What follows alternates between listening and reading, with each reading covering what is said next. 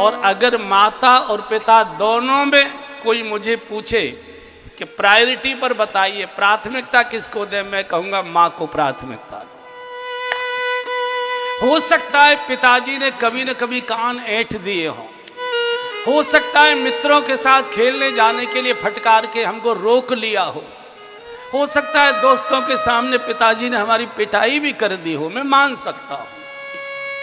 लेकिन मां जैसा शब्द तो विधाता ने डिक्शनरी में दूसरा बनाया ही नहीं है। वो तो केवल लाड़ प्यार और दुलार ही करना जानती है। कभी कभी क्रोध में आकर, क्रोध किसी और कारण से होता है, माँ का क्रोध कभी कभी अपने बच्चे पर निकल जाता है, लेकिन जिस दिन माँ बच्चे की पिटाई कर देती है उस दिन माँ दिन भर रोती है, दिन भर रोती है, भोजन नहीं करती। आज मेरे बालक को क्यों रुलाया, क्यों पीट दिया? माँ तो माँ है, सब कुछ मिल सकता है, लेकिन माँ जैसा लाड़ प्यार दुलार ममता मिलती ही नहीं है। भगवान कृष्ण को किसी ने पूछा था कि आपको माखन इतना प्रिय क्यों लगता है, तो भगवान ने कहा था इसमें मेरी माँ बैठी है इसलिए मुझे माखन प्रिय लगता है हमेशा। माँ की याद में भगवान कितना रोते थे जिस समय गोकुल छोड़कर मथुरा आ गए हैं। भगवान राजा हो गए मथुरा के, कंस को वध करने के बाद मथुरा के राजा हो गए। राजपाट से निवृत्त होकर रात्रि को राजभवन की छत पर अटारी पर बैठकर गोकुल की ओर मुंह करके रोते हैं, माँ माँ माँ। यशोदा दौड़ कर जाती है नंद बाबा की गोठ में, जा गौशाला में बाबा सोते थे।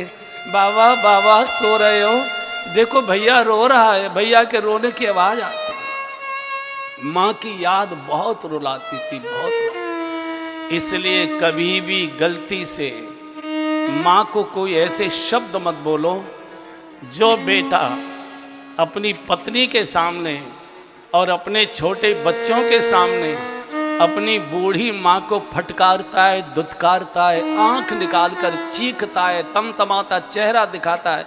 बीच में मत बोला करो, बीच में मत टोका करो, तुम क्यों खड़ी हो, तुम क्या सुन रही हो, तुम्हारा क्या काम है, अपना काम करो। ऐसे जब कोई जवान बेटा अपनी पत्नी और बच्चों के सामने अपनी बूढ़ी माँ को ललकारता है, फटकारता है, माँ कुछ बोलती तो नहीं है बंधु, लेकिन रोते रोते माँ को प्रसव का दर्द याद आने लगता है।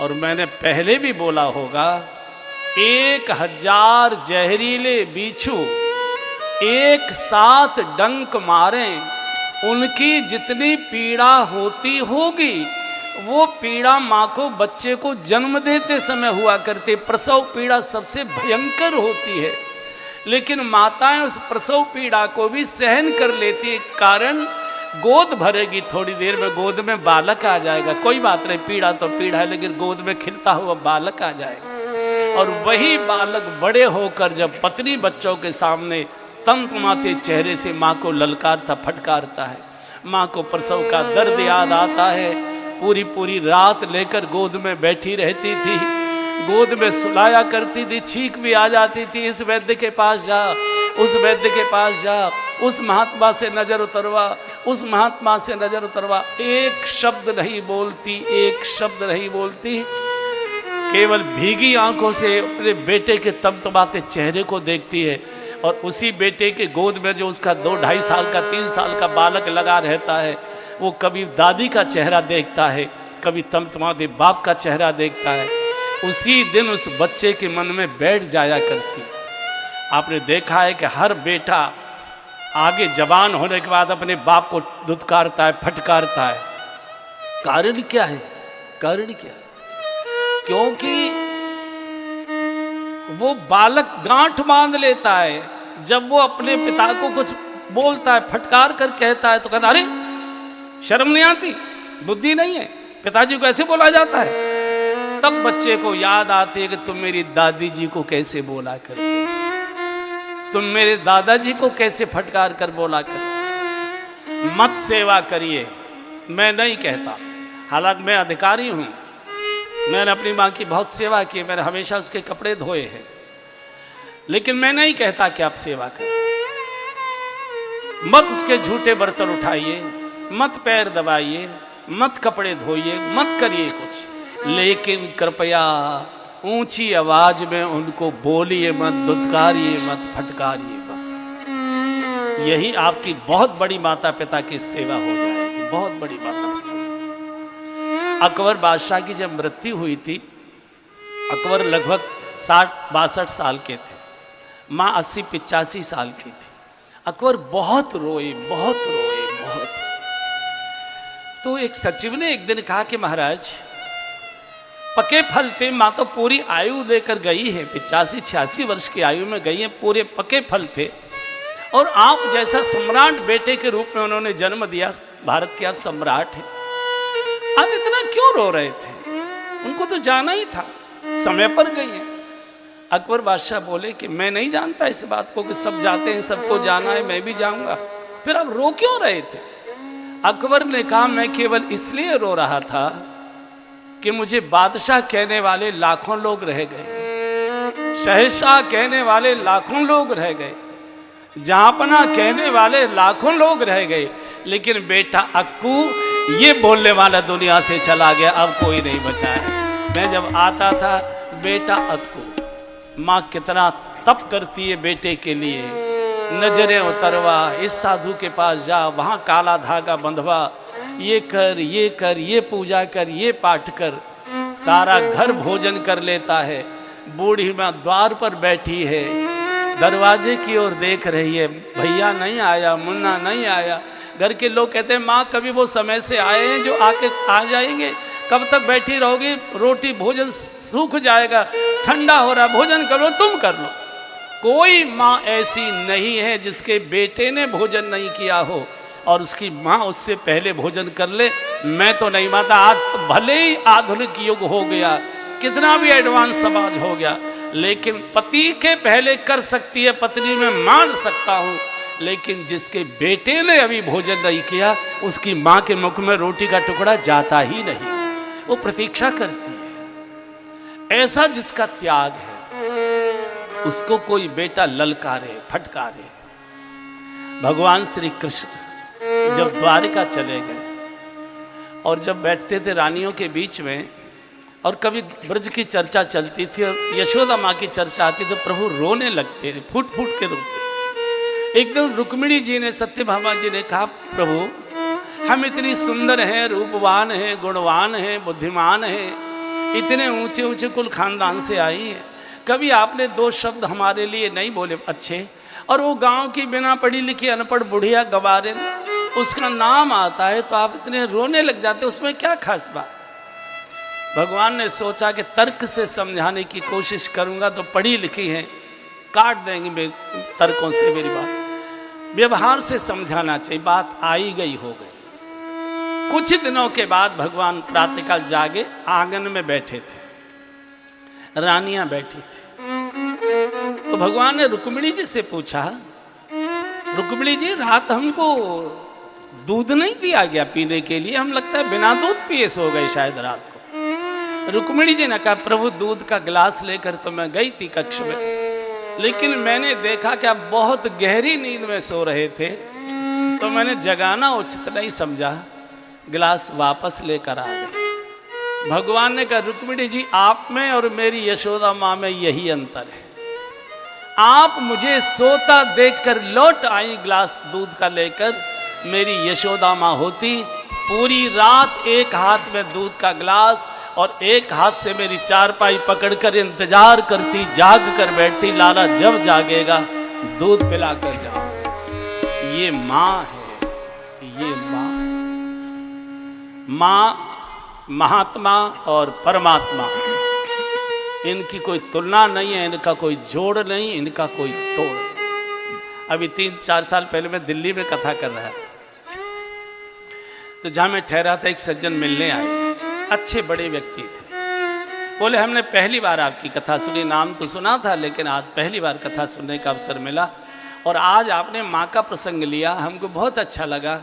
हमारी भी माँ अभी जीवित है, लगभग 80-82 साल की हैं, वयोवृद्ध हैं, लेकिन आज आपने कहा कि माँ की सेवा जरूर पुत्र को करनी चाहिए, केवल नौकर चाकरों से ही नहीं, बेटे को भी थोड़ी सेवा करनी चाहिए। तो अब हम भी नाती पोते वाले हो गए, आयु हमारी बड़ी हो गई, बड़े कारोबार व्यस्तता बहुत है, तो हमको ऐसी कोई माँ की सेवा बता दीजिए ताकि हमको ये संतोष हो जाए कि हमने भी अपनी माँ की अपने हाथ से कुछ सेवा की। वैसे तो हमने दिन की नर्स अलग रखी है, रात्रि की नर्स अलग रखी है, डॉक्टर रोज़ दिन में आता है, नौकर चाकर सब सेवा में, रोज़ाना चादर वगैरह सब बदली जाती है। लेकिन आज मुझे ग्लानि हुई कि माँ तो मेरी है, मुझे भी अपनी माँ की कोई सेवा करनी चाहिए, तो मुझे मेरे लायक कोई सेवा बताइए। तो हमने पूछा कि फैक्ट्री से कै बजे आते? बोले वही लगभग 8 बजे करीब आ जाते। हमने कहा फिर क्या करते? बोले आके एक कप चाय पीते हैं, थोड़ा सा विश्राम सा करते हैं, फिर हाथ पैर धो के भोजन करते हैं, रात्रि को थोड़ा टीवी टावी देखते हैं, सो जाते हैं। हमने कहा मेरे कहने से आप एक काम शुरू कर दीजिए। बोले बताइए। हमने कि जब आप फैक्ट्री से कोठी में आते हैं, गाड़ी गैरेज में खड़ी की, सीधी कोठी में मत जाइए, जिस कमरे में माँ है, जिस कमरे में माँ की चारपाई बिछी है, पलंग बिछा है, उस कमरे में जाइए और सामने वाले सोफे पर मत बैठिए, माँ के पलंग पर बैठिए, सट कर बैठिए ताकि आपका शरीर माँ का शरीर आपस में टच करे, छू ले, और बहुत प्यार से कंधे पर हाथ रखकर पूछो माँ कुछ चाय वगैरह लिए कि नहीं लिए। अगर आप चाय पीते हैं तो पत्नी को कहो कि 1.5 कप चाय जल्दी से ले आओ, आधा कप माँ भी लेगी। आप अपनी बूढ़ी माँ के पास रोज बैठकर 2 घूंट चाय पी लिया करिए, बिना दवाई के माँ आपकी ठीक होना शुरू कर देगी, कुछ नहीं करना पड़ेगा। माँ को सबसे बड़ी पीड़ा तब होती है जब माँ को ये लगने लगता है कि मेरा बेटा अब मेरा नहीं रहा, मेरा बेटा अब किसी और का हो, और इसमें कुछ नहीं जाता है, कुछ नहीं जाता है। भाग्यशाली की माँ देर तक जीवित रहती है, अभागे की माँ जल्दी छोड़कर चली जाया करती है। भगवान ने करके दिखाया, एक बार गा लीजिए।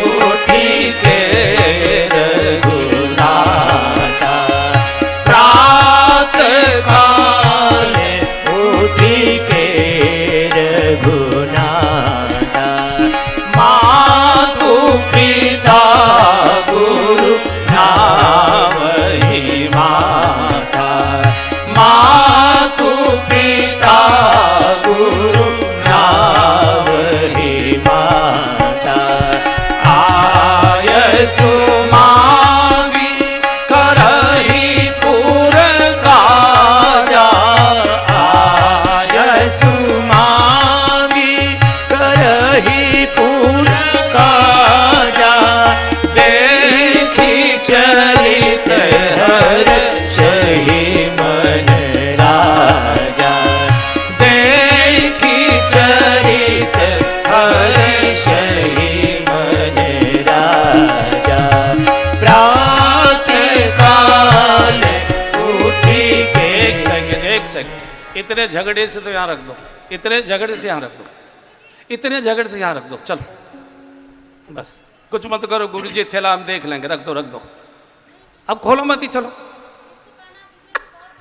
वो मंदिर में ठाकुर जी पहनेंगे, वो पहने, चलो बैठो। ऐसे कभी व्यवधान नहीं करते हैं ना, ले लो, बैठो बैठो, जाओ।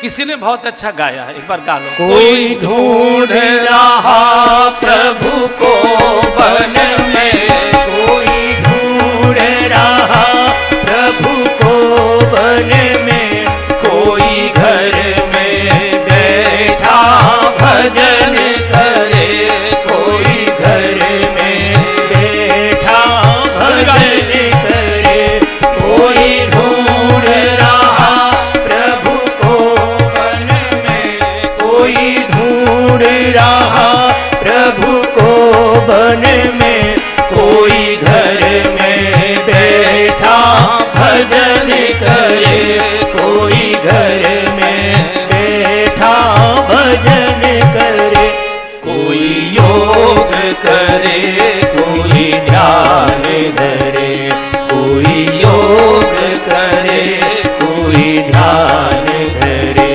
कोई गंगा यमुना नान करे, कोई गंगा यमुना नान करे,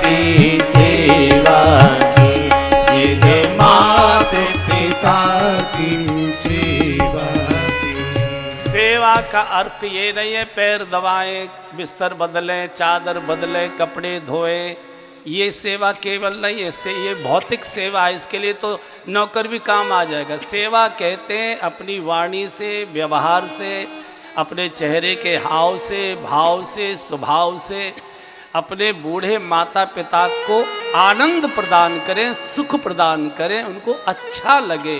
बेटा नहीं है, कोई देवता हमारे गोद में बेटा बनकर आया है, यही सबसे बड़ी माता पिता की सेवा होती है।